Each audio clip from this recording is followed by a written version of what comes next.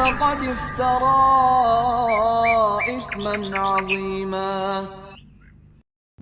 Assalamualaikum warahmatullahi wabarakatuh. Innal hamdalillah nahmaduhu wa nasta'inuhu wa nastaghfiruh wa na'udzu billahi min syururi anfusina wa min sayyiati a'malina. May yahdihillahu fala mudilla lahu wa may yudlil fala hadiyalah. Asyhadu an la ilaha illallah wahdahu la syarikalah wa asyhadu anna Muhammadan abduhu wa rasuluh. Qala Allah ta'ala ya ayyuhalladzina amanu taqullaha haqqa tuqatih wa la tamutunna illa wa antum muslimun. Fa inna saqal hadis kitabullah wa khairal hadi Muhammad sallallahu alaihi wasallam. Syarrul umuri muhdatsatuha fa inna kulla muhdatsatin bid'ah wa kulla bid'atin dhalalah wa kulla dhalalatin finnar. Amma ba'd. Ikhwan fiddin, asani Allah wa yakum.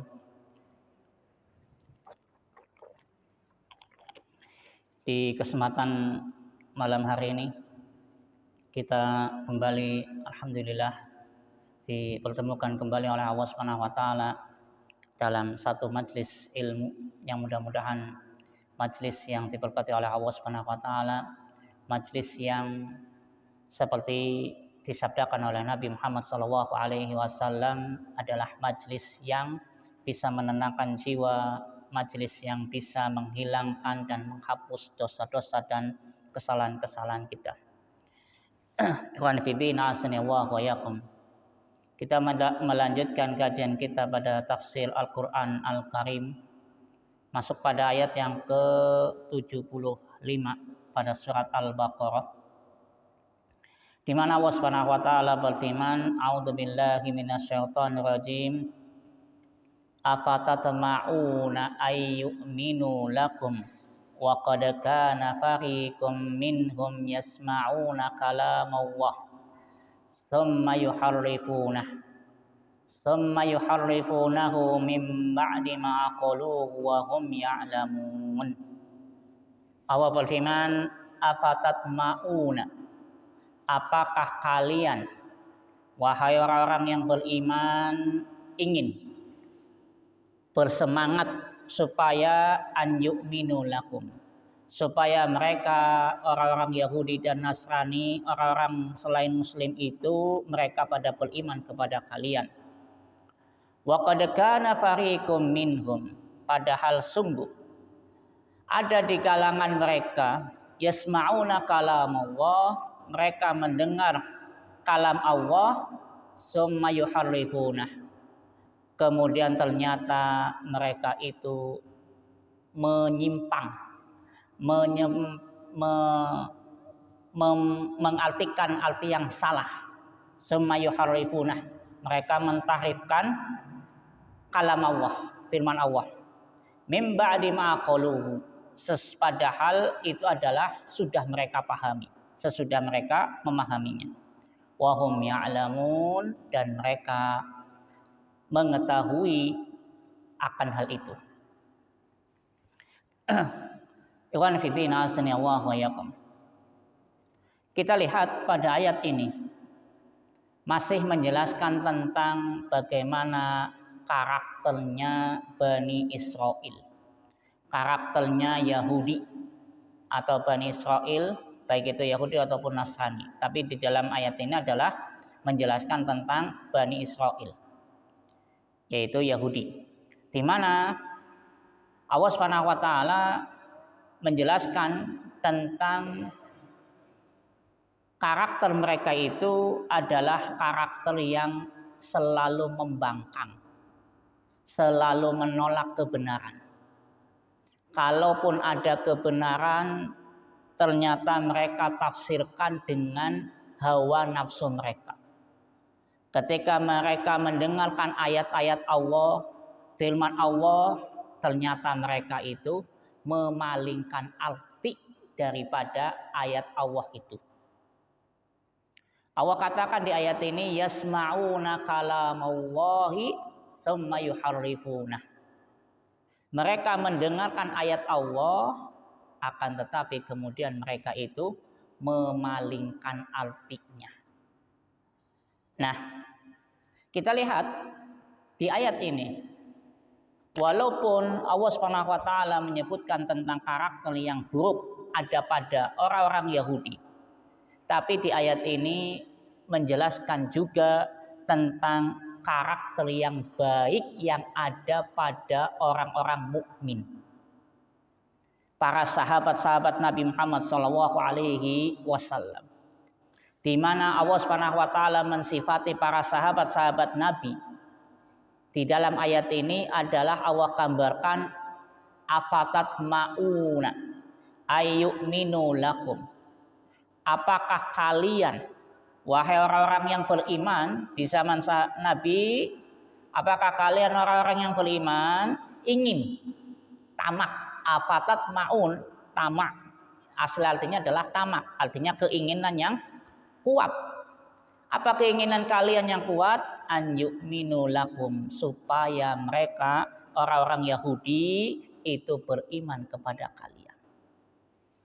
Jadi di sini ada satu sifat yang baik yang Allah Subhanahu wa taala jelaskan kepada kita tentang sifatnya para sahabat, sifatnya orang-orang yang beriman adalah ingin orang-orang yang ada di sekitar mereka itu mendapatkan hidayah. Sifat yang baik adalah supaya orang-orang yang ada di sekitarnya mendapatkan petunjuk. Sehingga digambarkan di ayat ini atau dijelaskan di dalam ayat ini, apakah kalian ingin, yaitu keinginan yang kuat supaya mereka beriman kepada kalian. Tapi Allah katakan, ya, kewajiban kita adalah menyampaikan dan menyampaikan. Nah, tapi kita lihat di ayat ini, kemudian Allah katakan apa? Ada satu sifat yang membuat orang-orang Yahudi susah untuk menerima sebuah kebenaran. Sehingga Allah katakan, wa qad kana fariqum minhum, padahal sungguh ternyata sebagian di antara mereka sudah mendengar firman Allah tapi memalingkan arti. Memalingkan arti. Berarti ada satu sebab yang hakikatnya sebab itu adalah mendapatkan hidayah, tapi ada sebab penghalangnya. Apa itu? Yuharrifunah, memalingkan arti. Sebab pertama untuk mendapatkan hidayah adalah yasma'una kalamullah, mendengarkan firman Allah, mendengarkan ayat-ayat Allah. Itu satu sebab mendapatkan hidayah. Tapi ternyata ada sebab yang sangat berpengaruh untuk sebab dari apa? Tertolaknya hidayah, yaitu yuharrifunahu, mereka memalingkan arti dari ayat-ayat Allah tadi. Berarti ayat ini menunjukkan pada kita bahwa perbuatan tahrif, artinya perbuatan memalingkan arti, itu adalah perbuatan dosa besar. Memalingkan arti adalah menjadikan seseorang bisa kufur kepada Allah Subhanahu wa taala. Bisa keluar dari Islam. Karena Allah menginginkan ayat ini adalah demikian, tapi diartikannya salah. Dipalingkan. Oleh karena sebab itulah orang-orang Yahudi kemudian dilaknat oleh Allah Subhanahu wa taala karena mereka memalingkan arti. Nah, ikhwan fillah azani Allah wa iyyakum. Pelajaran pertama dari ayat ini adalah Allah Subhanahu wa taala mengatakan di ayat ini, afatat mauna ayyuminu lakum. Apakah kalian wahai orang-orang yang beriman ingin mereka itu beriman kepada kalian. Jadi pelajaran pertama tadi yang tadi saya katakan adalah bahwa sikap seorang mukmin itu hendaknya punya hiroh, keinginan yang kuat agar orang-orang di sekitar itu dapat hidayah, dapat petunjuk. Maka kita mulai dari apa? Keluarga kita. Kita bimbing anak-anak kita bimbing istri kita bimbing orang tua kita supaya dapat hidayah. Ada keinginan yang kuat, pengen keluarga semuanya dapat hidayah. Seorang mukmin itu tidak boleh cuek terhadap orang yang ada di sekitar. Pan ngaji monggo, pan orang ngaji monggo, itu nggak boleh. Harus ada apa? Keinginan walaupun ngajak. Walaupun kita tidak bisa menyampaikan kebenaran, menyampaikan ilmu, paling tidak kita ngajak, yuk ngaji. Ya kan? Atau kita punya, apalagi zaman sekarang, zaman medsos, kita mendapatkan artikel yang bagus tentang sebuah kebenaran, tentang sebuah hidayah, tentang sebuah Islam. Maka kita pun sebarkan. Supaya apa? Orang lain bisa mengambil manfaat. Orang lain bisa mendapatkan ilmu. Karena hakikatnya, kalau kita bisa memberikan petunjuk kepada orang lain, kemudian orang lain itu ngikut dengan kita, hidayah itu, sebuah kebenaran tadi, berdakwah itu seperti MLM, multi level marketing. Ketika kita mengajak orang, kemudian orang itu nurut dengan kita, maka otomatis kita dapat pahala dari orang yang kita ajak. Kita ngajak orang, satu orang, ayo sholat. Ternyata dia ikut sholat dengan kita. Maka otomatis kita dapat pahala dan dia pun dapat pahala. Kita dapat pahala dari apa? Dari apa yang dia lakukan. Itu salah satu keistimewaan dari mengajak sebuah kebaikan. Dan ternyata Allah Subhanahu wa taala menyebutkan di ayat ini bahwa satu sifat yang mulia adalah ingin orang lain itu ikut seperti kita. Ingin orang lain pun dapat hidayah. Sebagaimana Allah mengatakan di ayat ini, afatat mauna ayyuminu lakum.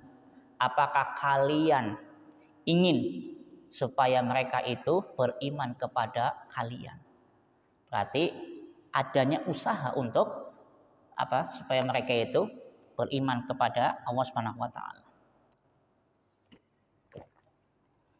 Kemudian ayat ini menunjukkan pada kita bahwa orang-orang Yahudi itu orang-orang yang susah nerima hidayah, susah nerima petunjuk. Coba,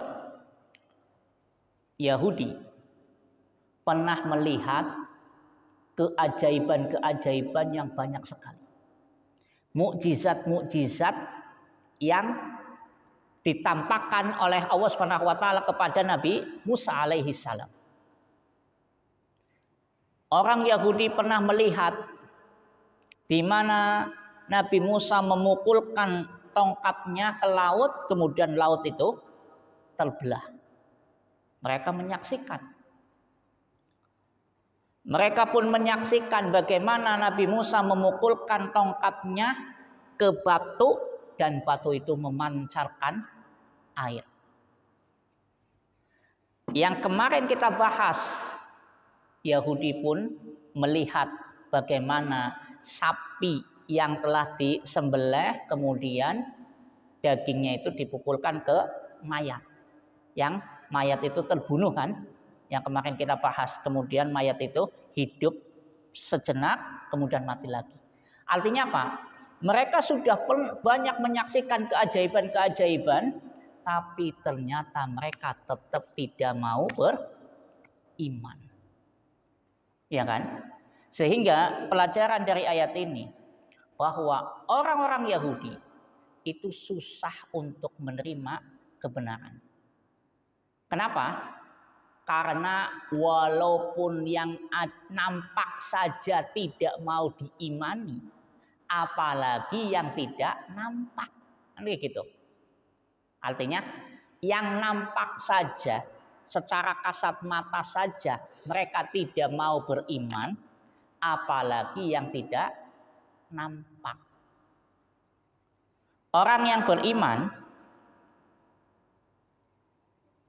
perbedaan antara iman dengan tidak iman.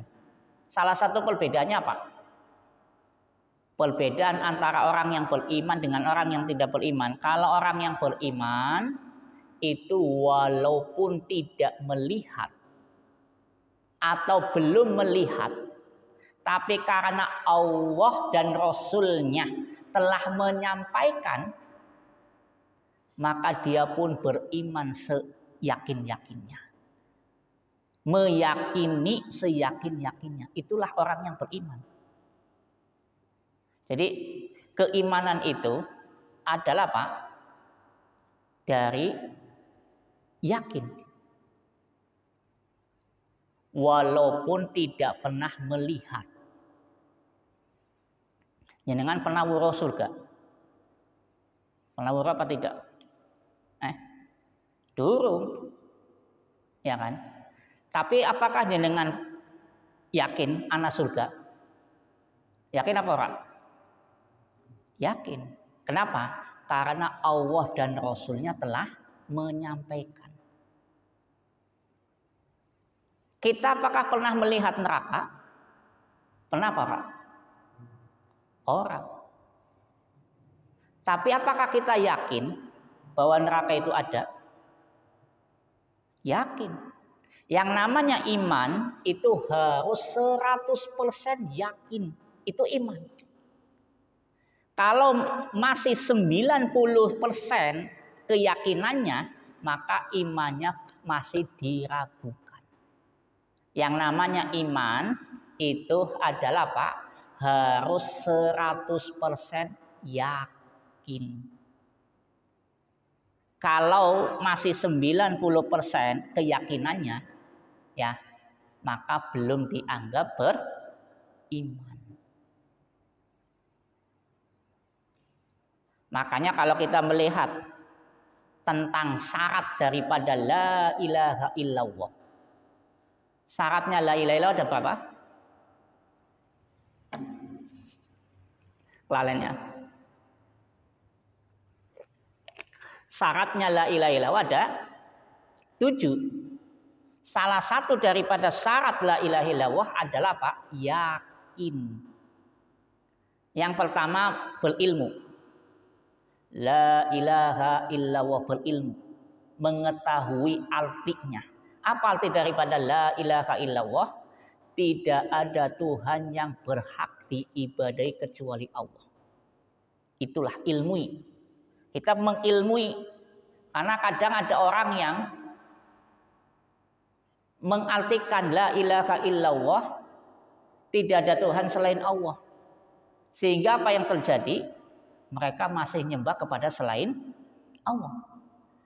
La ilaha illallah, arti yang benar adalah tidak ada Tuhan yang berhak diibadahi kecuali Allah. Jadi itu syarat yang pertama, ilmui dulu. Kalau tidak mengilmu yang seperti ini, akhirnya apa? Dia akan masih datang ke kuburan-kuburan keramat. Sehingga tanah kuburan yang dianggap kuburan keramat itu diambil, ya kan? Digawa maning umah. Anak apa orang? Anak sebagian seperti itu. Kan berarti masih belum mengetahui arti daripada la ilaha illallah. Kalau dia sudah tahu la ilaha illallah, tidak mungkin dia nyembah kepada selain Allah. Tidak mungkin dia minta tolong kepada selain Allah. Kemudian la ilaha illallah, kalau sudah mengetahui, maka tingkat berikutnya adalah apa? Yakin. Iman itu adalah yakin. 100% yakin. Kalau masih ragu, kayak ngaku nembe 90% yakin bahwa surga itu ada. Kayaknya aku nembe 90% yakin bahwa adab kubur atau nikmat kubur itu ada. Maka ini belum disebut beriman. Karena hakikatnya iman 100% yakin. Bocah cilik ketika dikasih tahu, awas aja berak-berak kompor sing ngurup nyala. Api itu panas. Maka bocah cilik pasti oh ya ngerti, berilmu, dikasih tahu ilmu bahwa api itu panas. Maka orang tua akan mengatakan kepada anak kecil, awas jangan dekat-dekat kompor yang lagi nyala. Kenapa? Karena orang tua tahu dan sudah yakin kompor gue panas. Kalau anak kecil mungkin tahapan pertama Pak, tahu, oh ya wis oke, tahu panas. Tapi belum yakin. Sehingga kadang-kadang bocah cilik, anak kompor nyala, tangannya nyoba nyelomot. Iya panas. Ketika panas baru dia yakin apa Pak? Yakin. Akhirnya apa? Ngulang lagi apa tidak kayaknya? Bocah cilik ning wis nyelomot apa Indonesia apa? Wis kalau sudah kena api dan dia merasa panas, maka dia yakin otomatis apa? Tinggalkan api tadi. Kalau dia seorang mukmin sudah yakin bahwa yang disembah hanya Allah, tidak mungkin dia nyembah kepada selain Allah. Kalau seorang mukmin sudah yakin hanya Allah lah tempat dia berlindung, hanya Allah lah tempat dia minta tolong, maka otomatis tidak mungkin dia minta perlindungan dan minta tolong kepada selain Allah. Kan seperti itu. Nah, tadi kita kembali ke ayat tadi. Orang Yahudi yang nampak saja tidak mau diimani,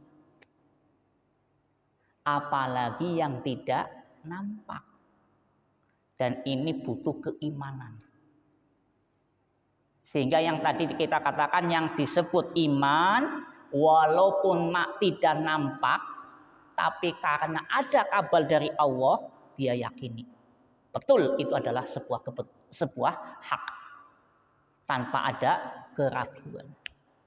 Yahudi dapat melihat persaksian, melihat betul-betul banyak, melihat keajaiban-keajaiban, mukjizat-mukjizat nampak dan melihat secara kasat mata, tapi ternyata mereka tidak mau beriman kepada Allah Subhanahu wa taala. Kemudian ayat ini, di antara pelajaran dari ayat ini adalah ayat ini menunjukkan bahwa memalingkan arti dari kalam Allah, firman Allah, itu adalah sebuah dosa yang besar. Kenapa? Karena memalingkan arti itu akan menjadikan arti Islam itu rancu.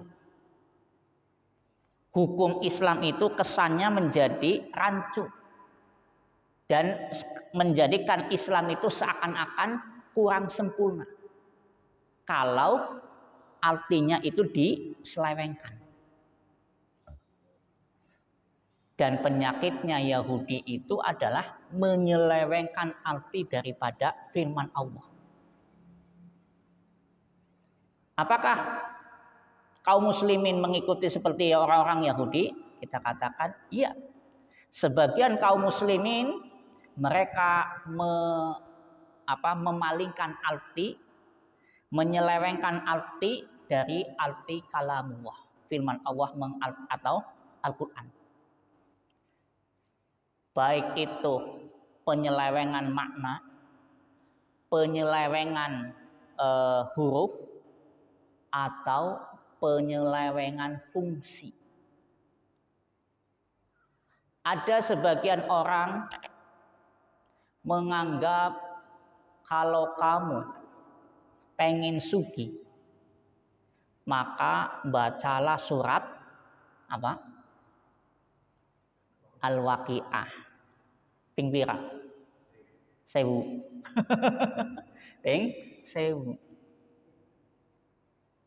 Ini berarti kan memalingkan arti. Apakah pernah ada dari Nabi Muhammad SAW keterangan kalau pengen sugih baca surat Al-Waqiah di pagi hari ping 1000? Apakah ada? Anak orang hadisnya? Ternyata enggak ada. Ya kan? Coba yang sesuatu itu harus dibuktikan. Hadisnya ada enggak? Gitu kan? Ketika ada, kita amalkan. Ternyata tidak ada sama sekali. Itu contoh.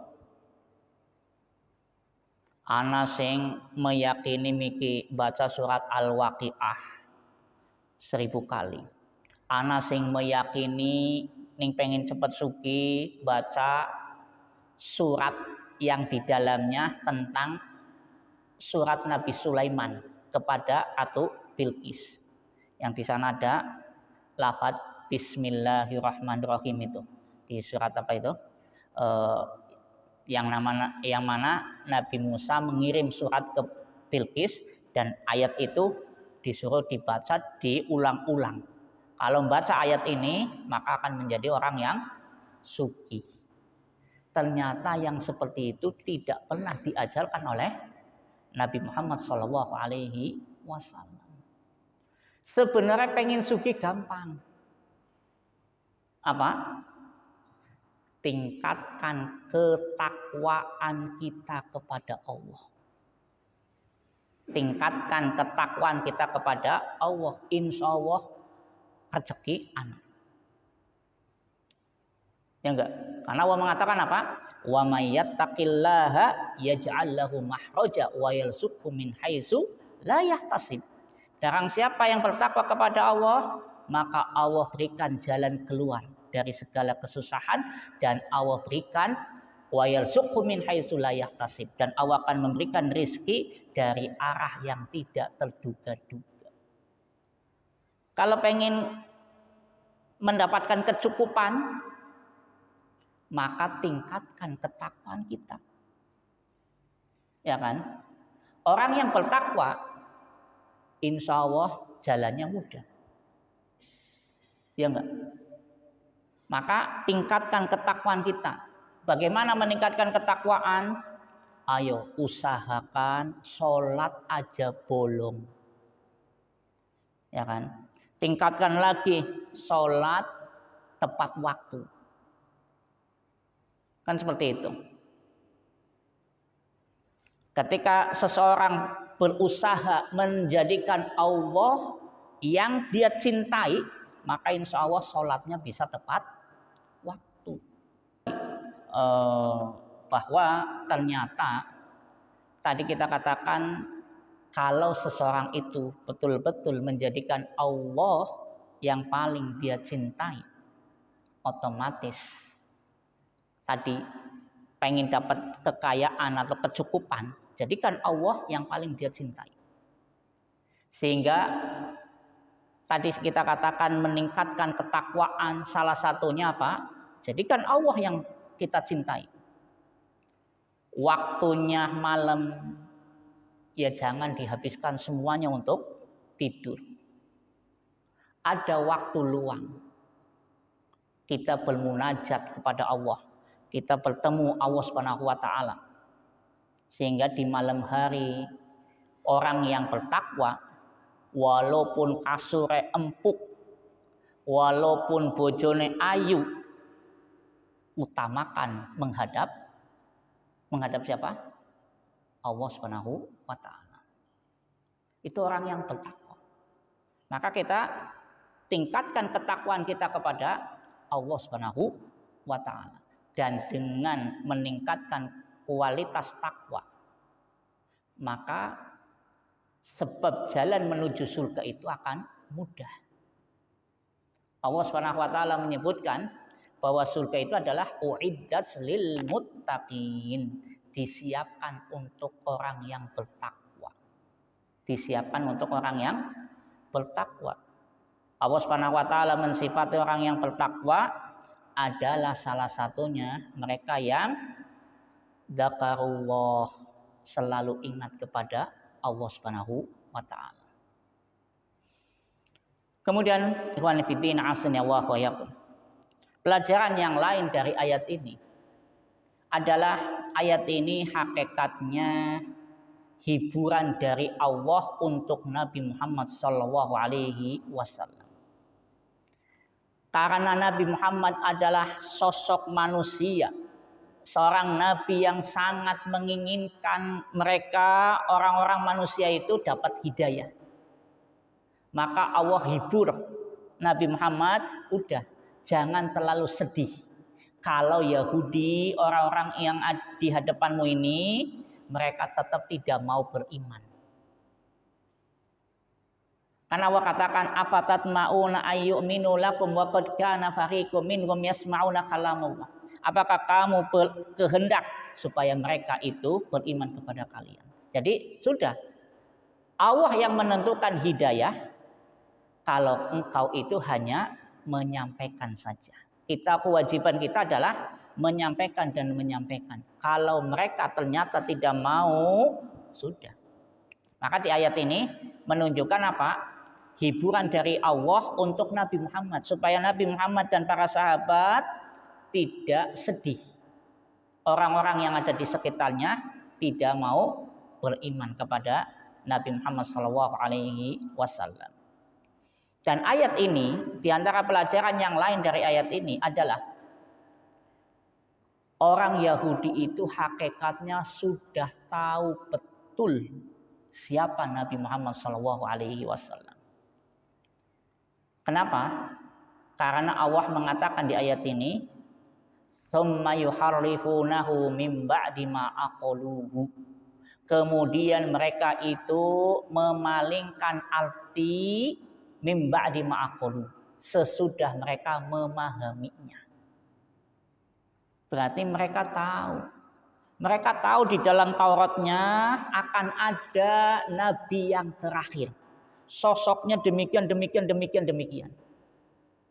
Ketika Nabi Muhammad SAW ada dan sesuai dengan Tauratnya mereka, ternyata mereka pun mengatakan ini bukan nabi. Mereka memalingkan arti. Seperti itu. Jadi hakikatnya orang Yahudi itu betul-betul tahu siapa Nabi Muhammad SAW. Sebagaimana di dalam ayat yang lain Allah mengatakan apa? Ya'rifunahu kama ya'rifuna abna'ahum. Mereka mengenal Nabi Muhammad seperti mereka mengenal anaknya sendiri. Yahudi pun digambarkan tadi. Dongene mereka tahu betul siapa Nabi Muhammad dan seharusnya mereka beriman kepada Nabi Muhammad SAW. Tapi kenyataannya mereka tidak mau beriman kepada Nabi Muhammad SAW. Kemudian ikhwan fillah azanillahu wa iyyakum. Di antara pelajaran dari ayat ini yang lain adalah adanya keistimewaan, yaitu mendengarkan firman Allah. Anjuran untuk mendengarkan firman Allah, karena dengan mendengar firman Allah atau membaca ayat-ayat Allah itu akan menjadikan seseorang itu apa? Dapat hidayah. minimalnya dia akan merasakan ketenangan. Membaca ayat-ayat Allah, mendengarkan ayat-ayat Allah itu adalah obat, sumber obat mendapatkan ketenangan. Mendapatkan apa? Ketenangan. Makanya saya pernah mengatakan, pemandangan yang indah itu adalah apa? Bukan pada sosok anak dapat ijazah S1, anak dapat ijazah S2, anak dapat ijazah S3. Itu pemandangan memang bagus, tapi kurang bagus. Kenapa? Banyak anak dapat ijazah S1, S2, S3, tapi ternyata perilakunya dia kepada orang tuanya kurang baik. Akeh apa orang? Akeh. Pemandangan yang paling indah itu adalah kapan? Kita melihat anak kita baca Al-Quran. Masya Allah. Orang dikongkon jukut Al-Quran baca. Itu pemandangan yang sangat indah. Pemandangan yang sangat indah adalah ketika adzan dikumandangkan, anak itu langsung datang atau siap-siap sholat tanpa kita suruh. Benar apa orang? Qurratu a'yun. Rabbana hablana min azwajina wa dzurriyyatina qurrata a'yun. Ya Allah, berilah kepada kami, istri kami, anak-anak keturunan kami yang qurratu a'yun, yaitu penyejuk mata. Pemandangan yang indah.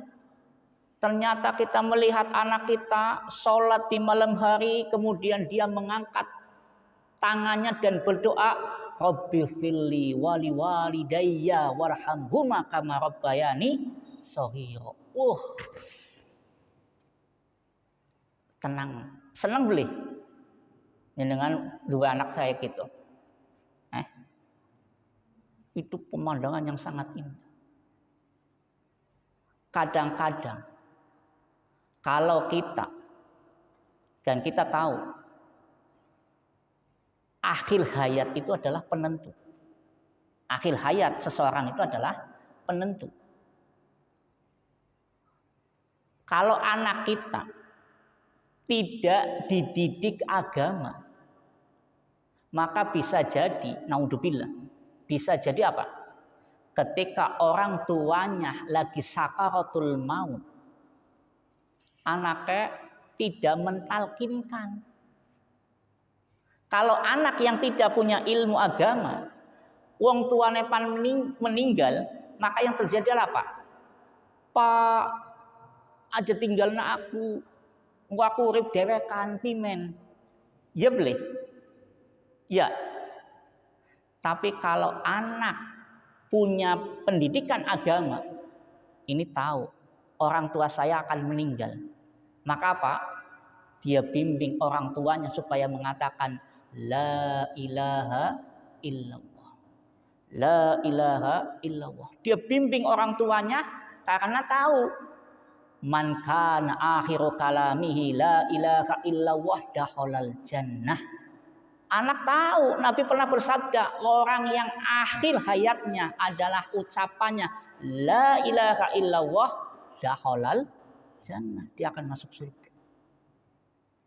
Sehingga anak yang mendapatkan bimbingan tahu agama akan tahu betul orang tua saya sangat lagi butuh dibimbing untuk mengatakan la ilaha illallah.